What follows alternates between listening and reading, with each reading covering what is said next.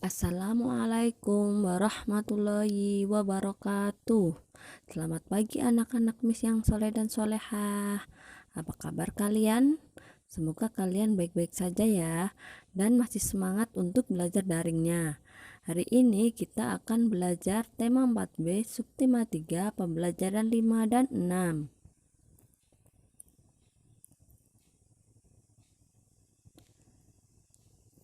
Sumber daya alam dimanfaatkan untuk memenuhi kebutuhan, termasuk kebutuhan pangan. Manusia membutuhkan makanan untuk memperoleh energi dalam tubuh.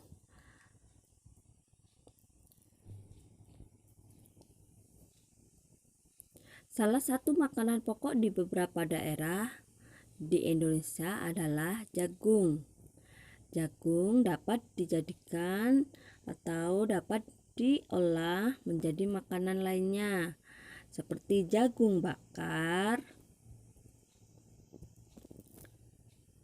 kemudian diolah lagi menjadi brondong jagung atau nama lainnya popcorn.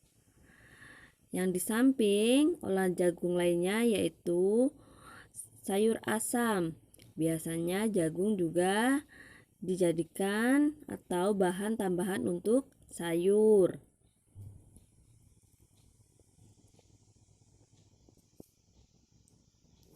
Jagung juga dijadikan sebagai bahan bakar alternatif untuk kendaraan bermotor dan bahan penghasil listrik. Kandungan yang terdapat jagung adalah karbohidrat, protein, dan serat yang tinggi. Di sini ada teks tentang jagung, kita baca bareng-bareng ya. Jagung merupakan jenis tanaman pangan penghasil karbohidrat. Di beberapa negara seperti Amerika dan Afrika, jagung dijadikan sebagai makanan pokok. Di Indonesia, Madura merupakan daerah yang memanfaatkan jagung sebagai makanan pokok. Selain sebagai sumber karbohidrat, jagung juga mengandung protein dan serat yang tinggi. Bulir biji jagung adalah bagian yang dimanfaatkan sebagai bahan makanan pokok. Jagung dapat diolah menjadi berbagai jenis makanan, antara lain jagung bakar, jagung rebus, bakwan jagung, nasi jagung, brondong jagung, dan sayur asam atau sayur bening. Jagung tidak hanya dikonsumsi oleh manusia, tetapi juga dijadikan sebagai pakan ternak seperti unggas dan lembu. Berbagai olahan makanan dari jagung biasanya memanfaatkan biji jagung yang masih muda atau tidak terlalu tua. Namun, biji jagung kering juga banyak dimanfaatkan oleh manusia. Biji jagung kering dijadikan bahan untuk membuat tepung jagung atau maizena. Tepung jagung digunakan untuk mengentalkan sup atau saus. Jagung tidak hanya dikonsumsi sebagai makanan, tetapi juga untuk keperluan industri. Salah satu pemanfaatan jagung adalah industri kerajinan berupa lampu hias atau hiasan ruang tamu lainnya. Kerajinan tersebut memanfaatkan bonggol jagung. Di Jepang, jagung dimanfaatkan dalam bidang teknologi. Saripati jagung dimanfaatkan sebagai bahan dasar pengganti campuran plastik atau polimer untuk membuat kotak komputer. Dari teks tersebut kita mengetahui manfaat-manfaat jagung dan olah-olahan jagung lainnya. Selanjutnya, di sini pemanfaatan sumber daya alam untuk kesejahteraan masyarakat. Ada 5 daerah yang menggunakan makanan pokok selain nasi. Yang pertama sagu di Maluku dan di Papua.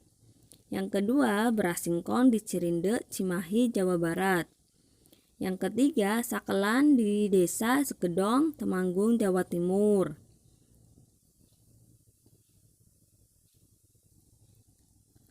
Dan yang keempat, daerah keempat Jamawu di Biak Numfor, Papua. Jamawu sendiri itu jenis tanaman sereal. Yang kelima, ubi jalar di Sukudani, Jayawijaya, Papua.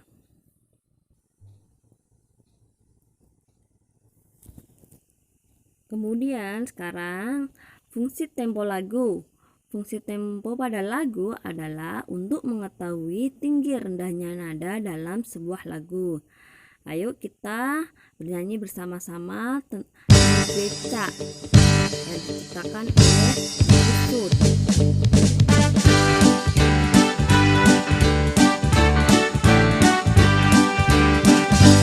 Saya mau tamasya berkeliling-keliling kota, hendak melihat-lihat keramaian yang ada. Saya panggilkan beca, kereta tak berkuda. Beca, beca, coba bawa saya. Saya duduk sendiri sambil mengangkat kaki, melihat dengan asik ke kanan dan ke kiri. Lihat becakku lari, bagaikan tak berhenti. Beca, beca, jalan hati-hati.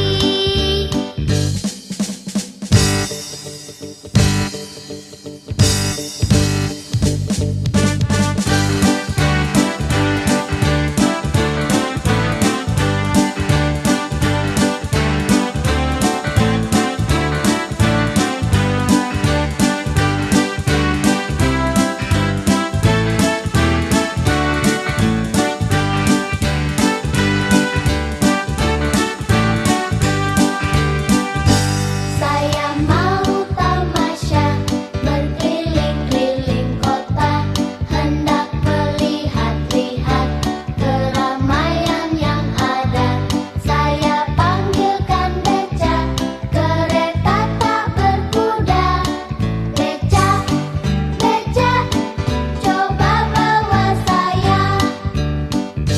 Saya duduk sendiri sambil mengangkat kaki, melihat dengan asik ke kanan dan ke kiri.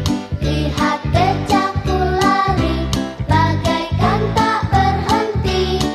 Beca, beca, jalan hati-hati.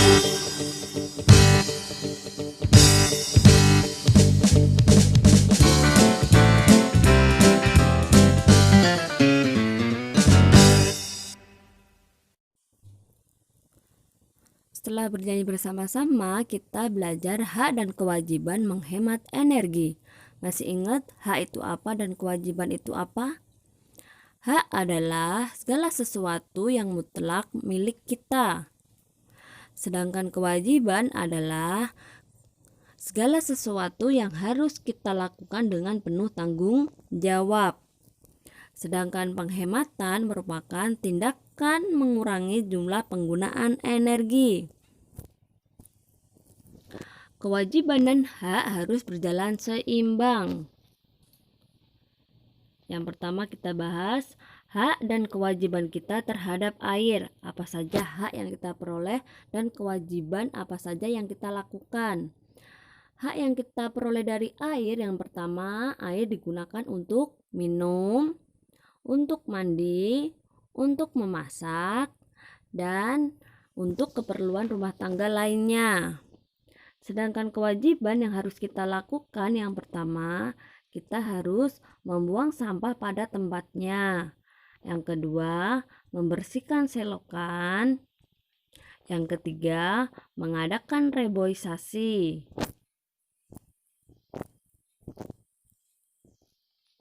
Kemudian, hak dan kewajiban kita terhadap listrik. Apa saja sih yang kita peroleh? Hak yang kita peroleh terhadap listrik, yang pertama, kita dapat menyetrika pakaian. Yang kedua, kita mendapatkan penerangan ketika malam hari. Yang ketiga, kita dapat menonton televisi. Kewajibannya yang harus kita lakukan, yang pertama, mematikan lampu ketika siang hari. Yang kedua, mengeringkan pakaian secara alami atau dijemur di bawah sinar matahari. Yang ketiga, mematikan televisi. Cukup sekian dari Miss. Semoga anak-anak memahaminya. Wassalamualaikum warahmatullahi wabarakatuh.